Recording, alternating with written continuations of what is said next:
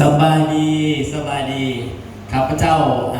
พ่อสันติสุขพิมพ์มาสอนเนาะวันนี้ดีใจเนาะรู้สึกตื่นเต้นทุกครั้งที่ได้ขึ้นเวทีนี่เนาะรู้สึกดีใจเนาะที่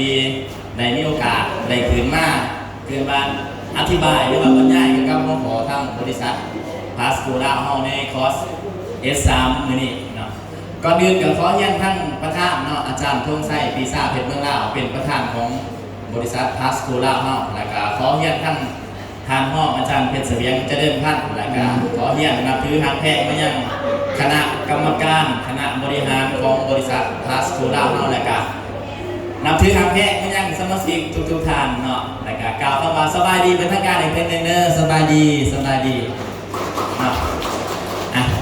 เส้นเก่าเส้นเคยเนาะหลายคนก็รู้จักข้าพเจ้าแล้วแม่นบ่หลายคนโหแต่ว่า2 วัน 1 คืนนี่น่าจะโหกันแน่เนาะโดยเฉพาะเมื่อคืนนี่ม่วนบ่ครับบ่เนาะนี่ก็คืองานของเฮามีงานมีเงินมีเที่ยวมีม่วนมีรางวัลพิเศษครบจบในคนเดียวนี่ก็คือสโลแกนของบริษัทพาสโกเฮาข้าพเจ้าก็มาทุกท่านก็คือที่เราแบบมีได้บ่มีงานมีเงินมีม่วนมีเที่ยวมีรางวัลพิเศษที่ห้องงานวันนี้โดยเฉพาะวันนี้ครับทำเองกันแต่ทำข้อขอจากท่านประธานให้มาอธิบายเราจะรับข้อขอเกี่ยวกับมีงานปาร์ตี้และมีเที่ยว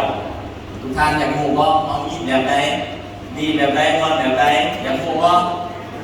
อยากเนาะก็อยากจะต้องในฟังแม่ได้มาแม่แล้วก็การประจำจะใส่ไม่ได้มาได้เด้อแต่ขอลองมือกับทุกท่านเนาะให้เอาตั้งใจฟังข้าพเจ้านะครับเวลาจากท่านประธานกัน30 ชั่วโมงเนาะในการบรรยายวันนี้ดีบ่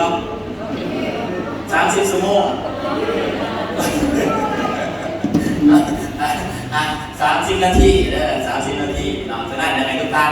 ตั้งใจแล้วก็เอาฟังเอาเนาะให้ทุกท่านจือจำเอาไปใส่โดยเฉพาะวันนี้โดยเฉพาะวันนี้เนาะเกี่ยวกับปาร์ตี้แล้วก็มีมวลมีเที่ยวเนาะก็คือเฮา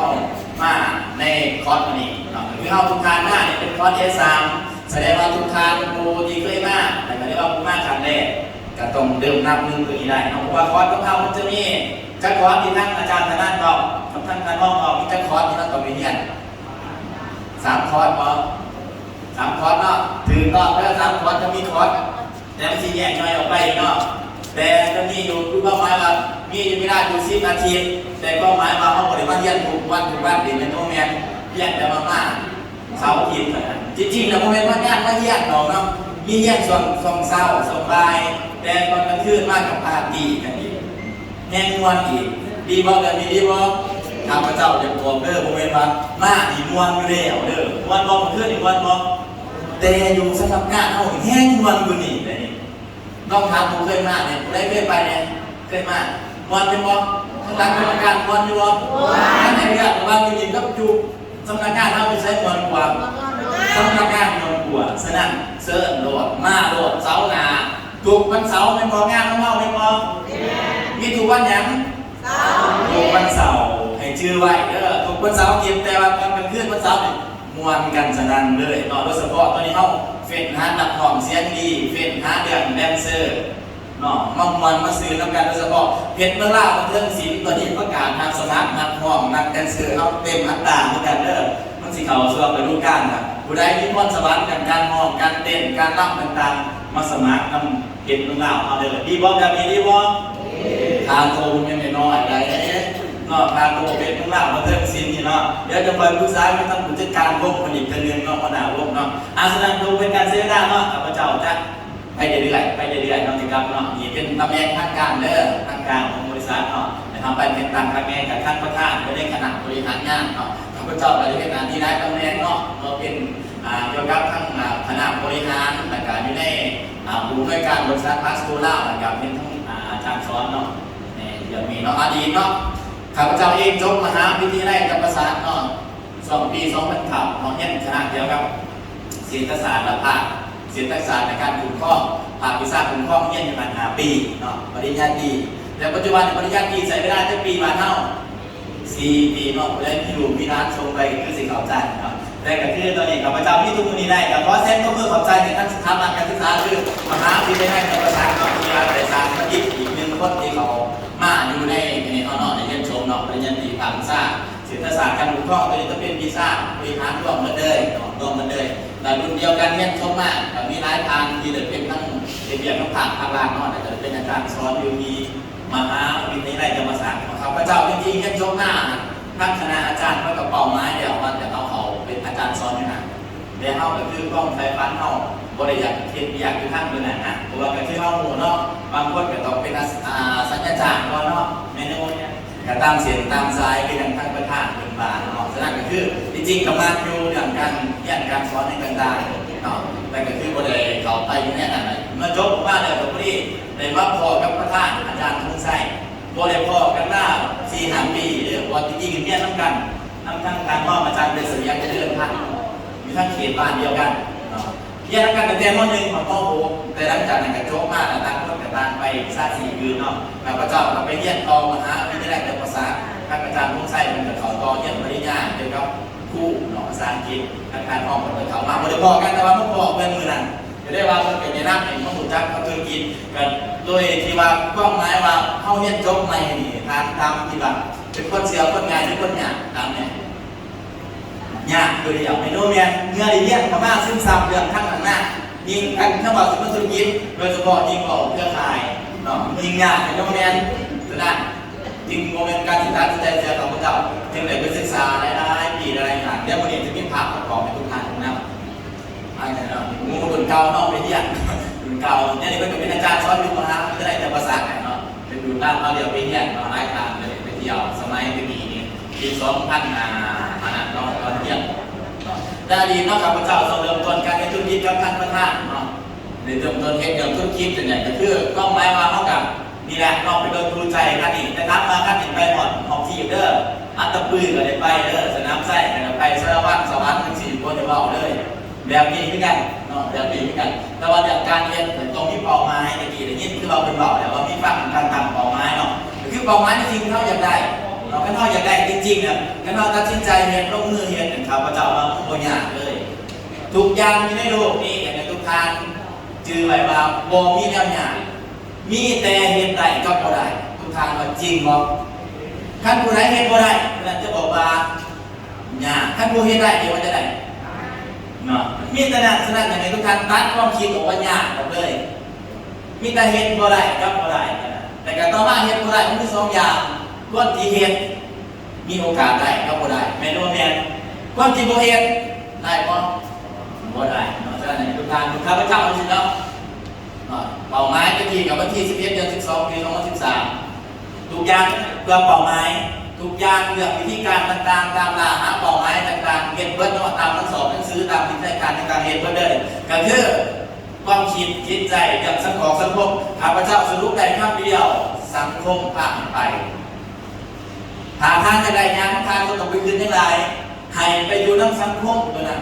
สภาพแวดล้อมตัวนั้นเพราะอย่างเทียบกับเทียบอยู่ธรรมศาสตร์เป็นสีอย่างสีดำสีอย่างต่างๆกับว่าไม่เนาะแต่ถ้าเขาอยู่น้ำปูนอีกสีมันจะได้สีขาวนั่นแหละสภาพแวดล้อมให้เปลี่ยนยกตัวอย่างของพวกเราหน่อยเด็กหน่อยก็ตามท่านไปอยู่ต่างประเทศไปเกิดบอกภาษาอังกฤษได้บ่ได้เมียนหรือว่าเมียเฮาเหมือนกันถ้าเราอยากสำเร็จอยากมีเงินมีคำโบราณแต่อยู่นี่ก็ตามให้มาอยู่ในสภาพแวดล้อมเลยนะข้าพเจ้าจึงเริ่มต้นในการเรียนก็คืออย่างที่เป้าหมายของอยู่ในกลุ่มตัดกลุ่มปัญหาตัดหมู่เกินตัดสังคมแบบที่บนภาพสู่เป้าหมายได้ฉะนั้นข้าพเจ้าตั้งเป้าหมายตัวนี้ใส่ไม่ได้อยู่ตอนนี้อยู่ประมาณ3 ปีทุกสิ่งทุกอย่างเลิกเมื่อไหร่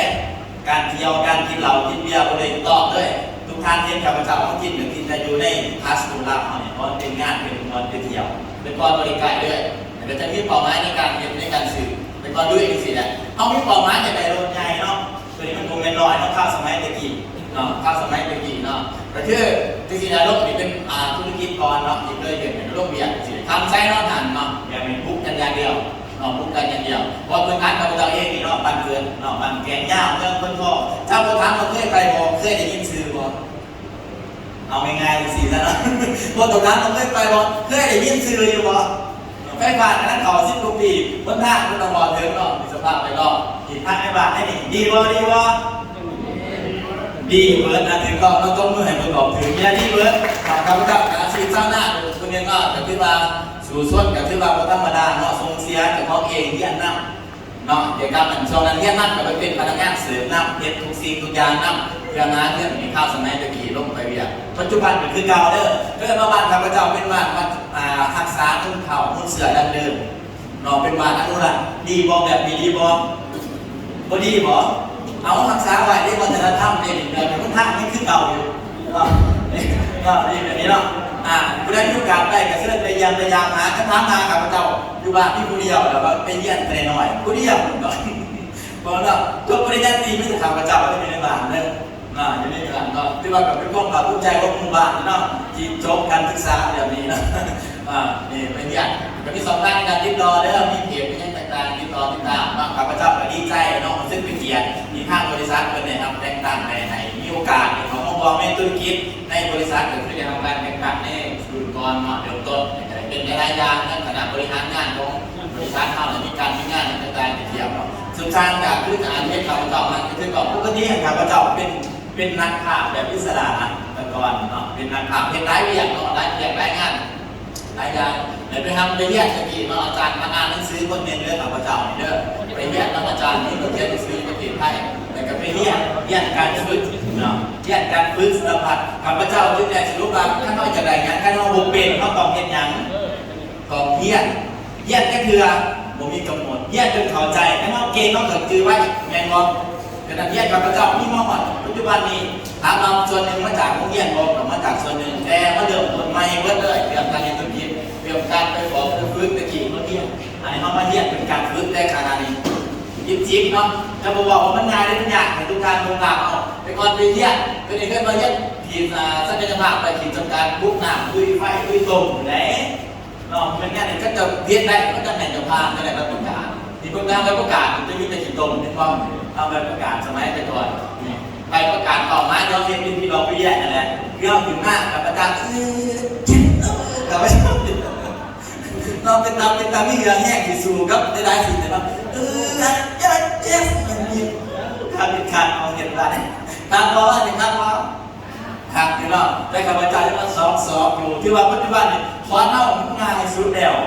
เนาะเอาเห็นกับมาตัวนี้ง่ายสุดเด้อบอกว่าตามที่โอกาสจะเรียนแต่ว่าทุกอย่างไม่เห็นผ่านมารู้แต่ตอนข้าพเจ้าเรียนขอสารพัดเรียกอะไรเรียกหน่อยไหนไปเรียกดูร้อนดูนะเรียกมีร้องค่ายทำไมตะกี้ไปเรียกนี่ตัวนี้เป็นคอร์ส PDF คอร์สสีสักยอดนะครับก็ให้จะทบเล็กกับปูเด็กท้ามเขาต้องการเรามีบ่อหลายทางเนี่ยก็จะทานกันเมื่อแต่ทบเล็กกับปูเนาะมันบอกเดี๋ยววิธีการหรือต้องการ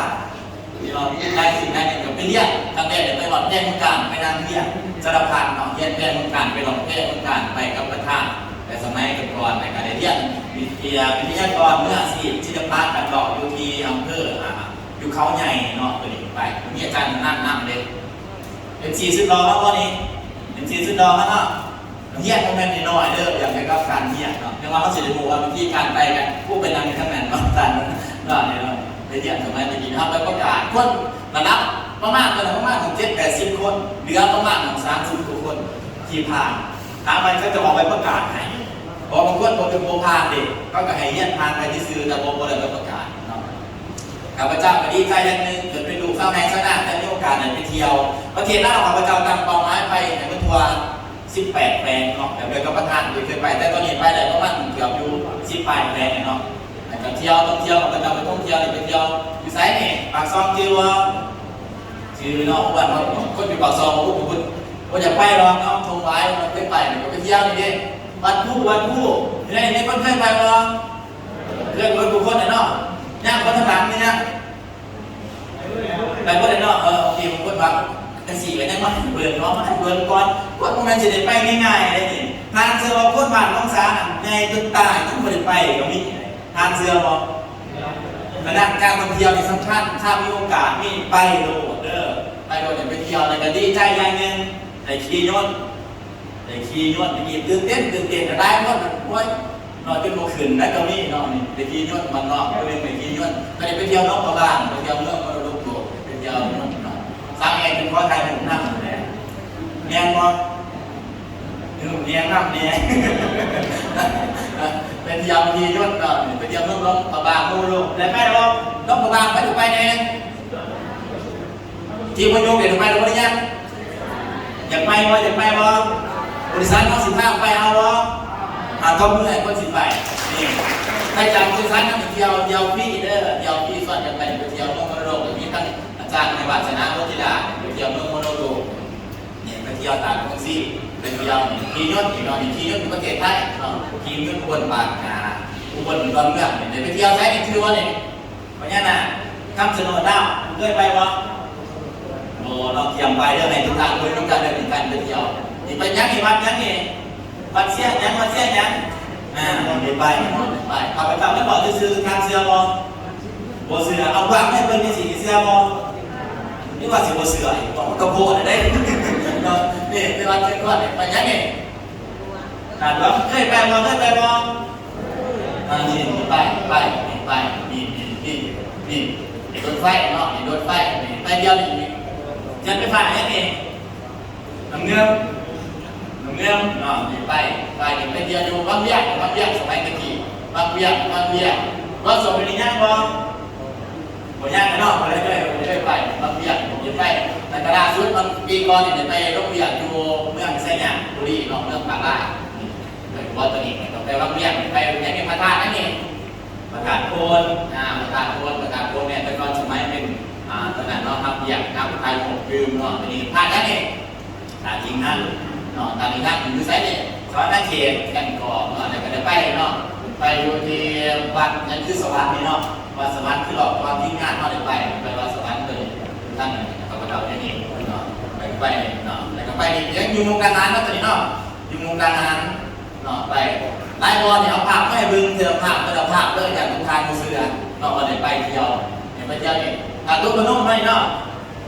ไปเที่ยวแล้วก็ไปแยกคนในด้านนี้มาไปยูทีเนาะนี่อยู่ใช่เนี่ยสุดท้ายไปทำการเอาส้นซักสกูดีเวอร์ในประเทศเที่ยวส้นซักเบิ่งไปทำการเดือดเบิ่งดีทีม้วยไปได้ชิมแล้วก็ที่ล่าสุดเข้าไปที่ยังจันทบุรีจันทบุรีมีการกิจกรรมไปมวนซื้อกันไปของเพลงไปเต้นไปเตรียมโซ่อยู่แบบคนไทยตอนนี้เบิร์ดเนาะเห็นกับบ้านเฮาที่นอกไปเปลี่ยนพัสดุเป็นบุญเองย้อนกันวันแค่ทีเราจะเสียข้าพเจ้าโมเมนต์ไหนมันไปเสียตั้งขางเลยได้ในเรื่องบ่อนี่วันนี้ข้าพเจ้าได้กินน้ำมองวันนี้มันเป็นสื่อข้าพเจ้าจะไม่มีสมาธิในการมองนั่นดิก็ไปวันนี้เรื่องแผนความสุขความสนุกสนานแผนท่องเที่ยวคือการขึ้นกำไรให้ลูกค้าสมาชิกเด้อบริษัทของเฮาบริษัทพาสปอร์ตเฮาเนาะโดยเฉพาะเรื่องเฮานี่แผนงานแผนวันแผนปฏิโดยเฉพาะเขาโปรโมทช่วยกันเด้อบริษัทเราคือมียังนี่วงดนตรีเป็นเรื่องเล่าบันเทิงศิลป์โดยการนำเป็นประธานของอาจารย์ทงชัยแต่ว่าวงเป็นของทุกคนจะไหนจะมาสั่งทุกคนมีส่วนรวมประกอบนำเนาะมีส่วนรวมนำตั้งแต่การเต้นการตบมือการฟ้อนการรับแอนโนแมนอันนี้คือเรามาซื้อแต่พวกเข้าเนี่ยคือบอลอื่นมาจากเขาบริษัทไปมีคนมาจากบริษัทไปแต่บริษัทเขาเนี่ยจะไปเสียฟรีให้กับสมาชิกเขาทุกคนดีมั้ยจริงให้ที่ไปเสียฟรีเลยเพราะว่าบริษัทเขามีหนึ่งบริษัทเปิดร่มปุ๋ย15 ตันบริษัทเขาไปเสียฟรีดีมั้ยเอามั้ยโดยเฉพาะทั้งปากซองนี่15 ตันเอาบริษัทเป็นผู้ล่ามาลงไปมั้ยบ่อยากไปบริษัทนั้นก็ลงไปเนี่ยต้องเป็นผู้ล่าของเงินเสียหน่อยเงินเสียต่างๆพวกเขาเนาะพวกมีอาจารย์เขาประเทศร้ายเนาะจะมีเป็นอยู่ทั้งปีใหม่เนาะดูดีมารวมในกระทั่งขึ้นการกองขึ้นในการกองเนาะเป็นเพระเจ้าเตรียมบุกและนอนยังขาดอีกไม่เดิมเนาะนี่นักความภาษาของสารพัดในการเก็บแต่ว่าผู้สูงแดนซื้อเขาร้ายต้องขึ้นเนาะแดนซื้อห้องเก่งเป็นระบบเริ่มขึ้นเนาะมีแต่นำมองเสียดีนั่นขับมาอย่าเรียบเด้อผู้ใดยังนำมองต้องดีนี่หัวใจเตรียมกับหน้าเนาะมาสอบมายั้งกันแต่โดยเฉพาะวันเสาร์มาสอบกันเนาะเก่งหานักห้องศิลปินอะไรต่างๆเราจับกันแล้วห้องเก่งมาหลายปีเราอยู่เนาะตั้งแต่หลายปีแล้วในข้าวสมัยตะกี้กับคนทำซาพิสอนมีทีมงานต่างๆร้องงานเนาะหรือว่าข้าพเจ้าไปดูร้านหม้อลำเรือเนาะนี่เป็นภาษาแต่น้องซ่าเป็นเบาค ปัจจุบันปกติมันอยู่ที่วงสายสัมพันธ์มันเรื่องศิลป์เนาะเดี๋ยวแต่ละบ้านอาจจะเคยไปรับใส่บางอย่างนี่เนาะสายสัมพันธ์มันเรื่องศิลป์เนาะเป็นหัวหน้าระดับหนึ่งของเกี่ยวกับอย่างข้างภาคใต้แล้วมันก็เพี้ยนออกไส้ห้องพิกกวดอยู่แค่ที่มองกี่ที่หนึ่งแต่ก็จะเป็นกรรมการอยู่ในอันนี้ต่างวิทยาต่างๆมารับรองรับเรียนในสารบอกสารพัดที่นั่นเป็นทุกท่านมวลซื้อไปน้ำกันเนาะโดยเฉพาะที่ว่าเขาเนี่ยเราไปเรียนโดยเฉพาะกาแฟเขาซอยเนี่ยกันลงภาษาดีต่อสุขภาพของหลายเรื่องเลยเนาะฉะนั้นเขาซื้อเขาขายได้ทุกคนเนาะอย่างต่างๆเราขับประจำให้ไปเขารับเรียนบริเวณข้างหน้าจะเขาล้างหน้าที่จะเขาล้างหน้านั่นเดียวเนาะมันต้องซื้อเหมือนกันตอนนั้นไปล่าสุดเนี่ยไปพอศิลปินทั้งทางไทยก็คือในซ้อนไส้ซ้อนชิ้นไส้ซ้อนชิ้นไส้ตามบอกเป็นความข้าพเจ้าเป็นคนเรียนที่ยึดถือเรื่องเกี่ยวกับมากับนำถือศาสนาพุทธและที่ข้าพเจ้าปฏิบัติมันว่าก็คือปฏิบัติตามคำสอนปฏิบัติตามคำทำงานเรียกก็คือความหมายว่าเอาเห็นสิ่งใดในสิ่งนั้นข้าพเจ้าเชื่ออย่างเดียวเห็นดีได้ดีเห็นชั่วได้ชั่วเห็นบ่ถือได้บ่ถืออันนี้ข้าพเจ้ายึดติดมากโดยเฉพาะทั้งนั้นทั้งเรื่องต่างๆโดยเฉพาะในเรื่องพ่อแม่ทั้งบ้านเก่งยากทั้งบนท่อเรื่องการข้าพเจ้ายึดติดเกี่ยวกับว่าเขาคิดแล้วก็ต้องหมู่บุญหมู่คุณในการเกิดว่าเป็นคนสาเดียวนะจริงที่ข้าพเจ้าขึ้นอย่างเดียวคือเมื่อมีบุญคุณท่านต้องตอบแทนทุกทางก็จริงบ่คอยตอบแทนไปเลยน้อยได้ต่างๆกับยาโดยเฉพาะพ่อแม่ในทุกภาคมรณะแม่ที่โมเมนข้าพเจ้าจะเห็นเกิดมาเห็นบดีกับทั้งคนทั้งโลกได้แต่จะบ่เห็นบดีกับคนที่มีบุญคุณเขาข้าพเจ้าได้มีโอกาสจนนั้นก็ได้บวชแทนกับมุ่งเงินส่วนหนึ่งที่ว่าอยู่ทั้งนั้นเป็นวัดอยู่วัดผู้ง่อยนี่แหละวัดผู้ง่อยช่วงนั้นในวัดกับท่านกันตัวนี้โดยเฉพาะงานทั้งเข้าแต่ถามว่าเขางานทั้งเข้เป็นงานแผนงานคอร์สF3งานประชุมแล้วก็เวลคัมโบนัสก็คืองานเวลคัมปาร์ตี้คือรายการผมว่าสื่อไม่ได้ที่เขาก็สามารถเอาความงานได้แมนโดแมนสื่อกาแฟเขาสามารถความงานได้เบิ้ลเลยมันก็จะมีงานคอร์สF3มีโปรโมชั่นมีท่องเที่ยวมีปาร์ตี้งานเปิดตัวคุยต่างๆที่เขาเป็นแผนงานแผนเที่ยวแผนโบนัสแล้วก็แผนต่างๆก็คือว่าไม่ว่าซื้อสินค้าขายสินค้าเขาได้เขาวางงานเลยฉะนั้นในทุกทางรักษาสิทธิ์ตัวนี้ไว้แล้วก็บอกมือต่ออย่างการไปแต่ว่าจะเป็นการเลือกซื้อสุดบอกซื้อสุดประเภทนี้14,000ในราคาเป็นสุดประจันษาเป็นสุดอีกพันก็จะได้ครับสุดโปรโมชั่นไปกินเลี้ยงเพื่อแพร่ต้องฟอกเข้า1 ทีหรือว่าต่อหน้า S3 แบบนี้1 ทีดีว่าแบบนี้ดีว่าแล้วก็ได้คูปองหมายว่าในการเก็บคูปองของเราในการมาเที่ยวแล้วก็เรียกว่าเป็นบรรยากาศที่เขาซื้อได้การคือว่างานปาร์ตี้ของเขาต้องมีกาแฟ1 ชุดก็ได้หรือว่าจะเป็นบรรยากาศที่1 ชุดก็ได้หรือว่าจะเป็นปุ๋ย2 ตนขึ้นไปมันไปเที่ยวต่างประเทศเลยนี่คือโปรโมชั่นของเราเด้อโครงการเที่ยวทั้งภายในและต่างประเทศง่ายๆซื้อปุ๋ย2 ตนทำฟรี1 ทีนั้นแต่ว่ามีค่าดีก็คือผู้ใดได้มาเยี่ยมอยู่นี่F3นี่ซื้อ3 ตัวเนี่ยเป็นเดียว2 ทีนั้นแมนดูแมนก็มือให้ท่านประธานเป็นโปรโมชั่นรายการนี้นะออกมาเดือน11เดือน11อีก2-3 เดือนเราสิไปวันสุขภาพดีนี่ไปนี่ที่ท่านประธานเป็นบอกมาเป็นผักข้าพเจ้าให้ทุกท่านเห็นความยิ่งใหญ่ต่างๆนี่คือข้าพเจ้าผมเคยไปแม้เป็นก่อนกำลังปวดเอ็นผมเครื่องเนี่ยสมัยเด็กก่อนไปเที่ยวพัทยาปาร์คพัทยาปาร์คเดี๋ยวสิไปม้วนซึ้งให้ทุกท่านเห็นข้าพเจ้าไปมาก6 เทื่อแล้วตัวนี้ดูในพัทยามีทุกท่านเดินต่างกันไปถ้าทุกท่านจะตอบเขาเทียมนั่งขี่นั่งมั้ง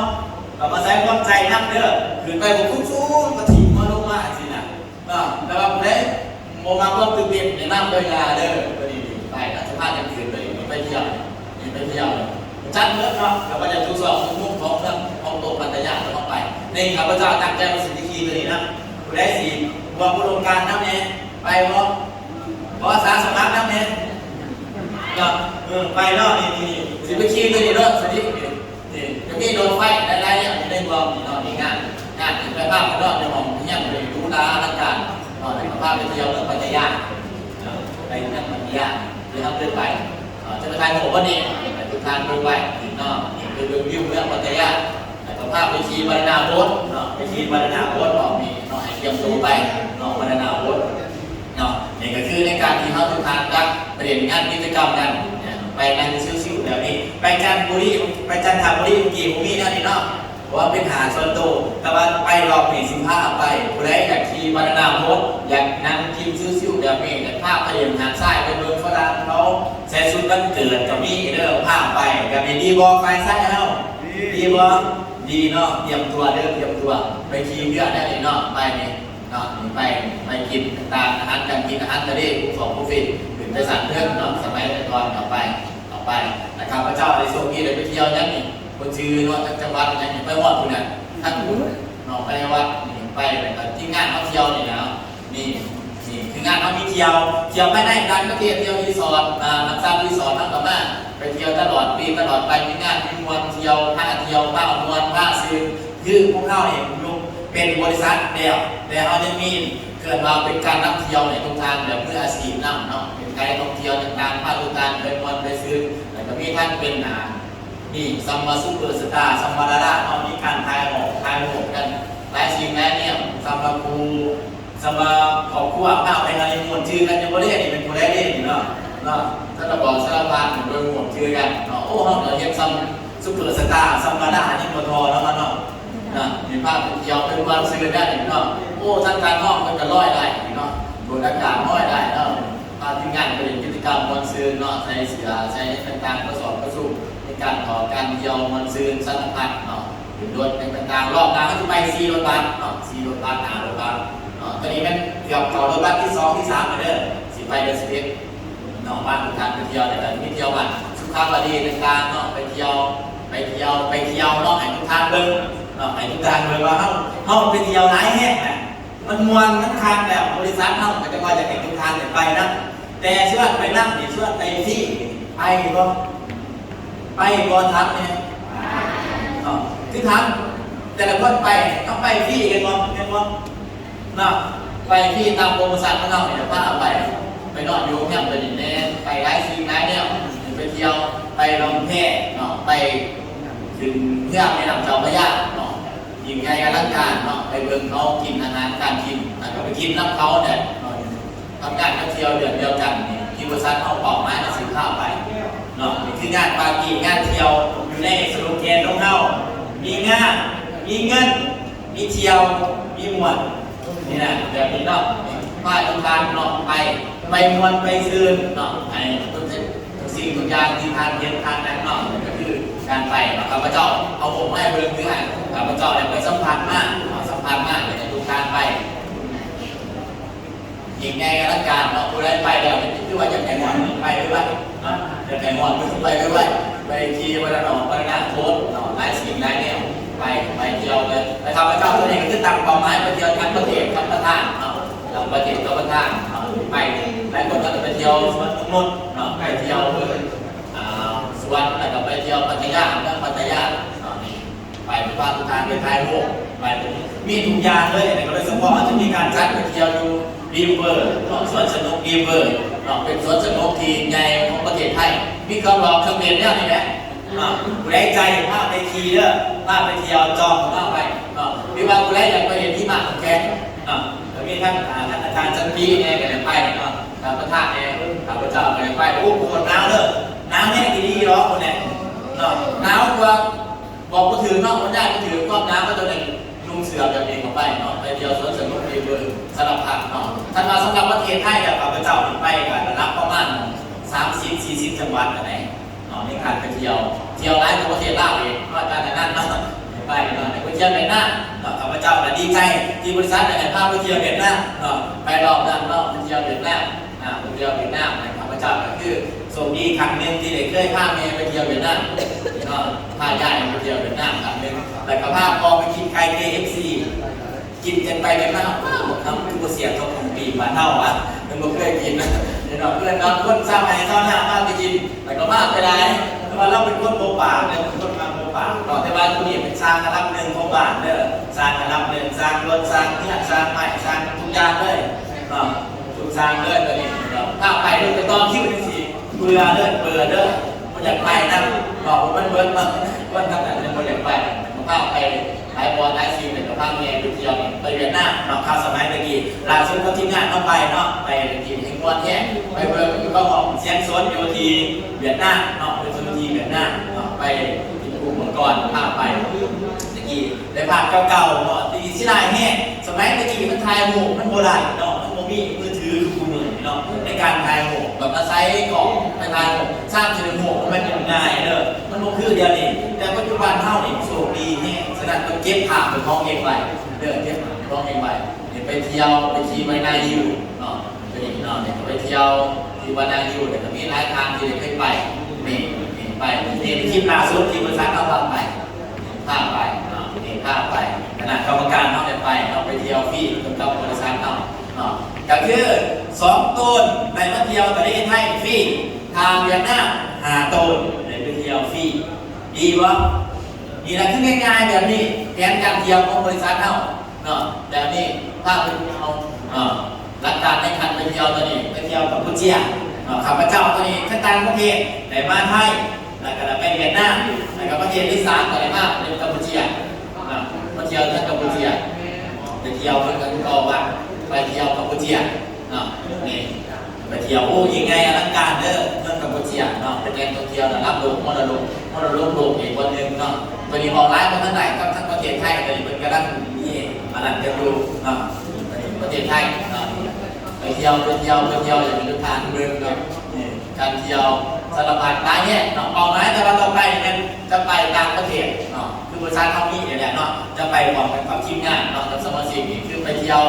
ต่างประเทศทางอาจารย์ร่วมไปสิงคโปร์มาเลยไปฮ่องกงไปยูซ่าโปรประเทศพาร์ทหน้าในหลายอย่างในการไปเที่ยวว่าก็คืองานของเขาให้ทุกทางเห็นขั้นเขาสอบมัดมีก่อนให้เขาขี่รถตู้ก่อนขี่รถบัสแต่ถ้าเขาไปเที่ยวต่างประเทศเขาต้องขี่ยังขี่ยนต์แต่เขาต้องสอบเป็นอีกคนหนึ่งเด้อสอบเป็นขี่ยนต์แค่บาทเลยเด้อดีบอแบบนี้ดีบอไล่โป้ไปเที่ยวแล้วก็ขี่ยนต์โรงพยาบาลเนี่ยก็ได้เด้อแต่เป็นคนไปไม่ได้แค่บาทเนี่ยถ้าเราซื้อมีตัวยนต์แบบเป็นคนไหนบ่ได้ได้ก็สปอร์ตได้ก็สื่อทางแอร์ดิเป็นนักการ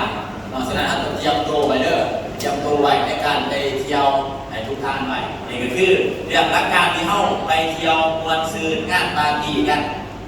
มีงานมีเงินมีมวลมีเมาเพื่อนขอเองเนาะสิบอกว่าท่านเป็นเพื่อนขอที่ว่าขอเองเนาะแมนจะบอกแมนมีเมาเองมีเมาออกมาเองเนาะสำหรับการเพื่อนในเรื่องร้านคนเป็นสอดแจกเป็นบ่สอดแจงกับพี่เห็นป่ะหรือว่ามวลซื้อโน้ตที่เราทางแรกอย่างนี้เนาะนี่ได้ก็คือบริษัทเท่าทั้งทุกทางหน้าการเต็มทีเลยวันแบบไรเต็มทีเลยทางบริษัทเขายินดีที่จ้างให้ทุกทางมวลซื้อร่วมกันว่าตามสรุปแผนของเขาเนาะในการไปแล้วว่าเป้าหมายทุกทางเตรียมไปคณะกรรมการของเขาเรียกโมการข่าวร้านถามยังหรือว่าสิไปการประเทศเตรียมไว้ในการไปเที่ยวทางกระต้านเป็นไปวันดูใบสารพัดไปเบิ่งพ่อพ่อแล้วมันสิพาเอาไปไปขี่ยนต์ในร้านแบบเป็นสีไปขี่ยนต์ใหญ่ระดับหนึ่งของโลกเป็นสีสายการบินระดับหนึ่งของโลกแต่สภาพทุกทางเป็นปล่อยไปบางทีทะเลทรายป้าไปไป3 มื้อ 3 คืนนี่ดีบ่แบบนี้ดีบ่ว่าไปหานอกจากไปหันคึกทักษะการเอาชีวิตออกจากเขาเองได้ไปเที่ยวได้สิ่งไหนแล้วโอ้ข้างแง่ไปเบิ่งตุ๊กเรื่องที่สุดในโลกอยู่นี่ไปทางไปขี่ยนต์ในต่างๆสารพัดอันนี้คือโปรโมชั่นในการไปเที่ยวมันมีหลายมันมีหลายนี่ทำงานกับเที่ยวเดียวกันทางเที่ยวแต่ว่าทางไปเที่ยวนั่งทางมาคุมแง่เอาถามว่าควรเป็นสิ่งที่ทางตรงนี้อยากจะมีการจำเป็นทางมาเองหรอทางที่ได้จริงบ่ไปกรุงเทพก็ต้องรอถึงแต่ว่าข้างหน้าแบบนี้มันอยู่ในกระบวนการในขอบในทั่วเขาหากำแพงเขาถึงส่วนเข้ามาฉะนั้นคนที่เขาส่วนเข้ามาเนี่ยเขาใจดีบ่ต้องเมื่อขอบใจคนที่เขาส่วนเข้ามาต้องขอบใจเขาเนี่ยเขาที่ส่วนเข้ามาแต่ขอบใจเลยท่านอาจารย์ต้องขอบใจเลยเห็นไปเที่ยวเพราะว่าเอาแต่ความสนุกความสนานให้เพราะว่าเป็นในวิธีการของบริษัทเขามองให้ทุกทางเพราะว่าย้ายโดยเฉพาะจากต้องมาซื้อพวกขับเราเองจากคนปัดนอกปัดหน้าคนหนึ่งทราบจะมีโอกาสเมื่อก่อนตามนี้แต่ถามว่าถ้าคนได้ทำโอกาสนะเขาวงเคยกว่าไว้ทางเราจะมีมหอจุดนี้แล้วก็ทีมงานครับอยู่ในสายความงานแล้วก็มีคณะอาจารย์สอนต่างๆเลยความงานกันมาหลายฝ่ายหลายปีมันก็เรียบรวมกันโด โดยที่เขายึดถือว่าเขามีเป้าหมายของการสำเร็จน้ำกันสำเร็จมันก็ถึงกับความต้องการของแต่ละทางบางคนว่าอยากสำเร็จขั้น1ขั้น2ขั้น3บางคนอยากมีความสำเร็จแบบตามที่ความต้องการของแต่ละทางแบบมีเงินมีเงื่อนมีสุขภาพแบบใดก็ตามนี่คือโลกความสำเร็จหลายทางเข้ามาก็คือตามความต้องการของการทานจากมอนมาซื้อบริษัททำกับยินดีตอนทำทานจากมาเห็นเป็นธุรกิจบริษัทกับห้องกับยินดีตอนทำหรือว่าทานจากประสบความสำเร็จจากมีเงื่อนไหลของบัญชีในแต่ละมือแต่ละเดือนบริษัทห้องกับยินดีตอนทำสำหรับให้ทุกท่านถามจากเราเองว่าทานต้องการอย่างไรให้ทานบอกกับเมนทีมทานบอกกับกรรมการแล้วบริษัทห้องยินดีซอยทานทุกๆอย่างดีบ่แบบนี้ดีบ่ดีบ่ดีต้องมือให้กับเราเองเนาะอ่านทุกท่านแล้วข้าพเจ้ากับผู้มียังไงเนาะคือดีใจเนาะที่ได้มีโอกาสมานำเสนอวิธีการเกี่ยวกับการให้ทุกท่านในโมเดลเห็นเนาะเพื่อว่าให้ทุกท่านเกิดในการตัดสินใจข้าพเจ้าสำหรับข้าพเจ้าดีเดียวดีที่สุดเดียวที่เหลือขึ้นกับทุกท่านของแซ่บทุกท่านหมูแล้วทานมุกินทานอิ่มบ่ทานหมูแล้วทานโมเห็นทานแต่ผลยังบ่มีเนาะฉะนั้นข้อจิตตาอยากฝากคำกรก็คือบ่ร้องบ่ฮู้บ่สู่บ่สนะอยากพัฒนาต้องเฮียนฮู้อยากฮู้ต้องพัฒนาเข้าใจบ่ยังงงกันอย่างเดียวเนาะอยากมีอยากได้ก็ต้องหาอยากพัฒนาต้องเฮียนฮู้สบายดีไปเที่ยวกันยกมือไปเที่ยวกันผู้ใดเนี่ยบ่ได้ไปยกมือไปกับบ่ยกบ่ไปกับบ่ยกหมายความว่าจังได๋นี่